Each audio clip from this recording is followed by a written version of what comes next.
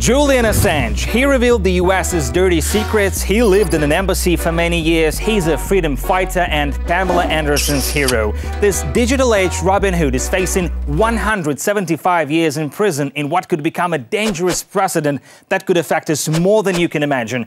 Here is the story of the prosecution of Julian Assange and why it matters in a nutshell.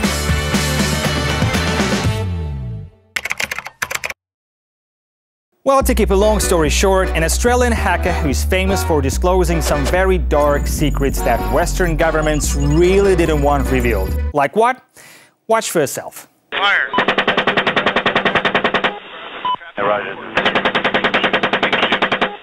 The ruthless murder of innocent civilians in the Middle East, holding innocent people in the US's notorious Guantanamo Bay prison, the embarrassing contents of Hillary Clinton's email. You can go on and on. Thousands of classified documents have been published by Assange's brainchild, WikiLeaks.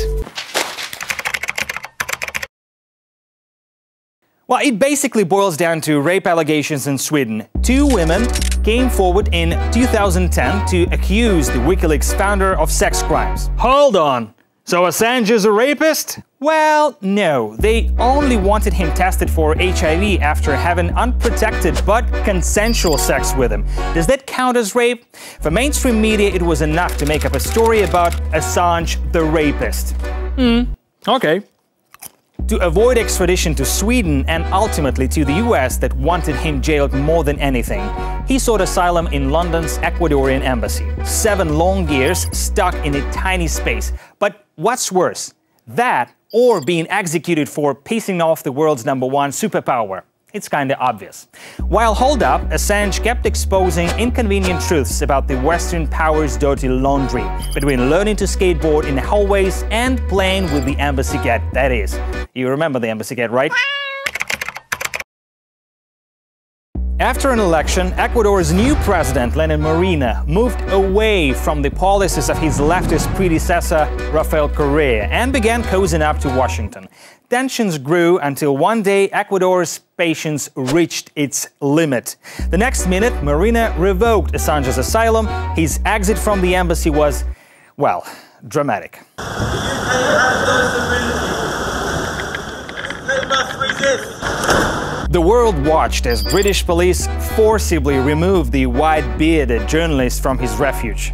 Although Sweden had dropped the rape investigation into Assange, the UK still wanted him for violating his bail terms early, and Julian was locked away in Belmarsh prison, aka Britain's Guantanamo, where he can't talk to anyone and can't prepare for his hearings. His health is reportedly so bad he could die there.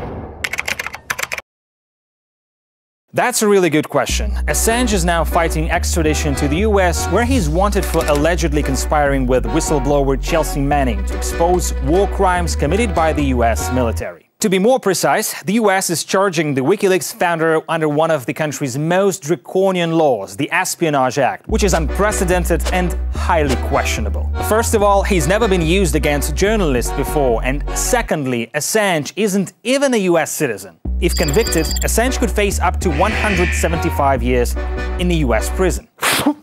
175 years in prison? Do people even live that long?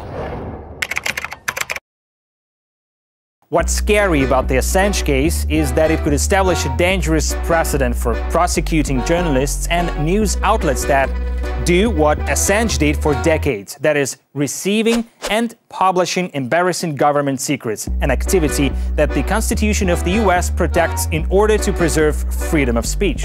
Whether you love Assange or hate him or are simply tired of him appearing in your newsfeed, nah, I'm good. His case concerns us all, because if we start down this road, we have no idea where it can lead. To shed light on this situation, I made a documentary about Assange. I spoke to his father, closest friends, lawyers, and Ecuador's former consul who lived next to him. So don't miss it on our YouTube channel, and don't forget to hit the subscribe button down below. Stay cool.